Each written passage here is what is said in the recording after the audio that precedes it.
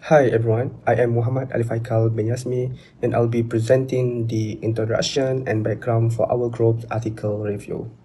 The study we selected is titled The Impact of Working Capital Management on Firm Profitability.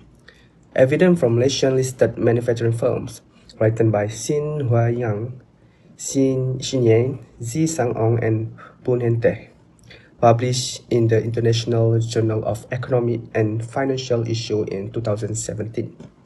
We chose the topic because working capital management is what keeps businesses running day to day, yet it is often overlooked. Even poor management is one of the top reasons companies fail. This is especially important here in Malaysia. Our manufacturing sector contributes 24.7% of national GDP and employs 16.5% of our workforce. Before this study, reports show that local manufacturing firms were taking longer to turn operation into cash. The average cash conversion cycle went up from 51 days to 59 days in just 3 years, which means a lot of capital was unnecessarily tied up. Earlier research in Malaysia mostly mixed different industries together. So, this study focused specifically on listed manufacturing firms.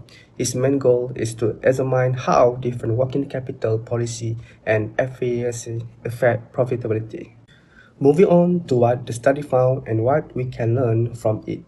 First, on investment policy, firms that use very aggressive strategies, meaning they had very little inventory of receivables, actually earn lower profit. Keeping a reasonable level of current asset work better.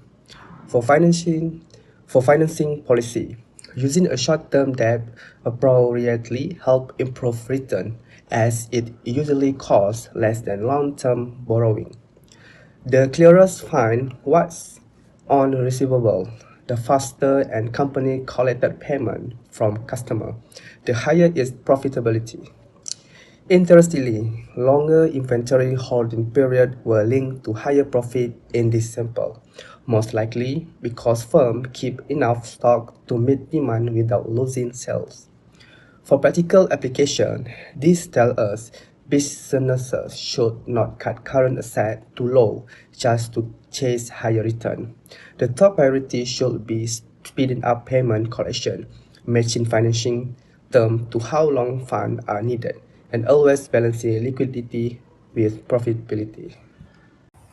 Hello, I am Sapna. I'm going to present about summary of article we chose for this assignment.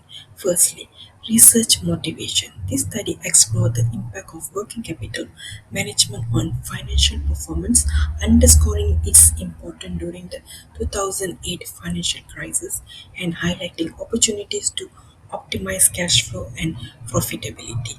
Secondly, in Malaysian context, manufacturing sector plays a crucial contributor to GDP. There is a research gap linking working capital management to profitability. Thirdly, data and methodology shows how study look at various working capital variables interact. Data from 1 to 2% Malaysia listed firms was analyzed, examining metrics like the cash conversion cycle and inventory and receivable periods with profitability measured through gross operating income. Moving on, companies adopting aggressive investment policies with lower current asset ratios tended to see reduced profitability due to decreased flexibility and higher risk. However, firms using aggressive financing policies with higher current liabilities achieve higher profitability through lower financing costs and greater leverage despite added risk. A longer cash conversion cycle correlated with improved profitability, likely due to higher inventory levels or extended payment terms. Additionally, longer inventory periods and faster receivables collection both boosted profit management. That's all from me. Thank you. Hi everyone, I'm Levisha Raju, my tweet number UN250023. Today I will present the critical evolutions of the article. First, I will talk about the strength of the study. The study used data from 122 Malaysian manufacturing companies over a 6-year period from 2007 to 2012. This makes the findings more reliable because the researchers used a large amount of data. They also collect information from company annual reports, which are official financial reports. Therefore, the data used in the studies is accurate and trustworthy. Next is the research methodology. The researchers used a quantitative research method and multiple regressions analysis. They examined important factors such as cash conversion cycle, account receivable, account payable, aggressive investments policy, and aggressive financing policy. This factor helps explain how working capital management affects a company's profitability. But it also have limitations. It only focuses on manufacturing company listed on Bursa Malaysia, so the findings may not be suitable for other industry. Another limitation is that the data was collected from 2007 to 2012, which is quite old. Therefore, the finding may not fully reflect the current business environment. Finally, the conclusions are supported by the research finding. The study shows that effective working capital management can improve a company profitable. However, future research should use more recent data and include different industries to make the findings more relevant. Overall, these are useful and well-organized research articles. It provides valuable knowledge about working capital management and help managers make better decisions making. Thank you. When it comes to the application to CLO3, where the emphasizement is mostly on working capital management and short-term financing, this article does present a proper intake. For example, the optimization of a cash conversion cycle. Initially, in the early parts of the article, several researchers mentioned that CCC have a negative impact on gross operating income, which means that when CCC is longer, it affects and harms profitability. But what's found later in findings, and especially in testing those variables, we found out that CCC have a positive impact on gross operating income, which means that when CCC tends to extend or becomes longer, it profits the firms. Next is the aggressive approach upon making an investment policy. What the study had mentioned is that a firm with less aggressive investment policy, which means they hold more current assets, tends to achieve higher gross operating income. This is because more inventory is being kept for income generation.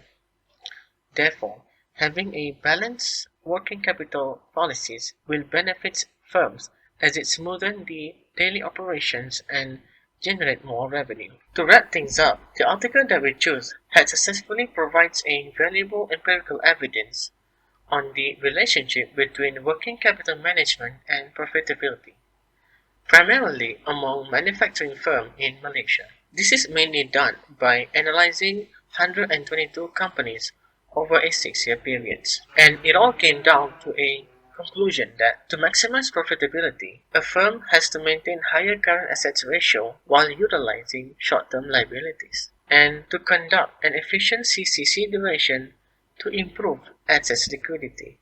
Thank you.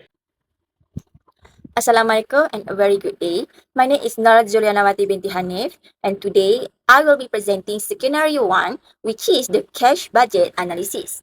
The company has an opening cash balance of 37,000 and we calculate the ending cash balance for 4 months using the formula opening cash balance plus cash receipt minus cash disbursement.